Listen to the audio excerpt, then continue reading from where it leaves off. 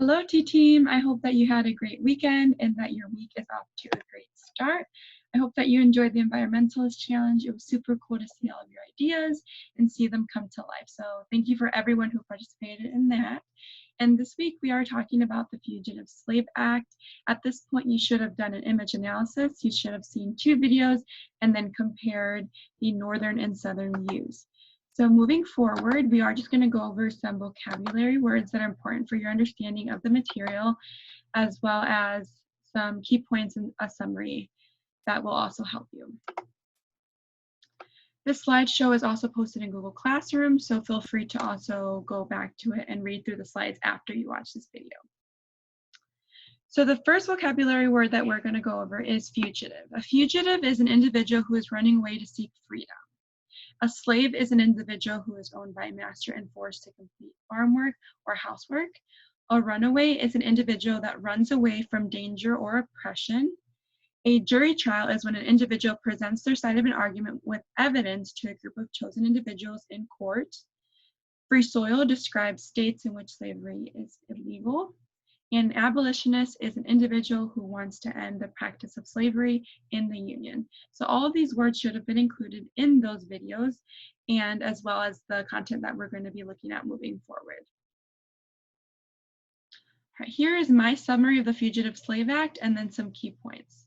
So in 1850, as a part of a larger compromise between the northern and southern states, Congress passed the Fugitive Slave Act. It made it legal in the North and South to capture enslaved people who had run away from their slave owners.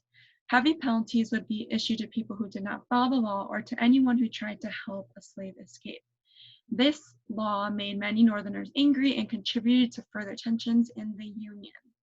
So these are just a couple of key points that I pulled out of that summary to help us further understand the material. So first, all citizens were required to help catch runaway slaves.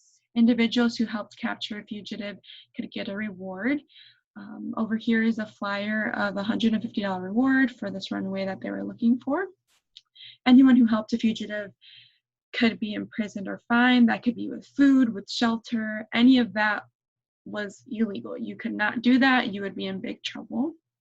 Slaveholders often forced African Americans into slavery. African Americans could be held without a warrant, and African Americans had no right to a jury trial.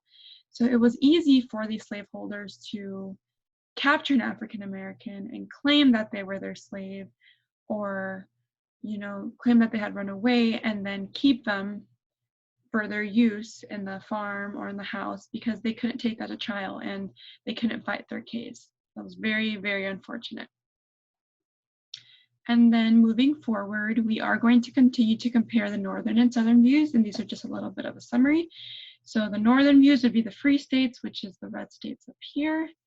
They opposed the Fugitive Slave Act, did not agree with it, yet they were forced to help recapture slaves, and if they didn't help, they would be fined and put in jail. So they didn't agree with people being enslaved. They wanted them to have freedom, yet they didn't follow the law. They were going to receive some consequences. And the southern views, this includes the slave states down here in green. They supported the Fugitive Slave Act because they believe that slaves are property. It was something that belonged to them, and if it ran away, they wanted to get it back. So yeah, they really actually liked the Fugitive Slave Act because it helped them keep their property. And then moving forward, we are going to be talking about abolitionists, and then you do have a quick exit slip question at the end of the week, and then Friday is a non-attendance day for you guys. So if you have any questions or need further explanations, please email me or Mrs. Colley. I hope you have a great weekend, and we will talk soon.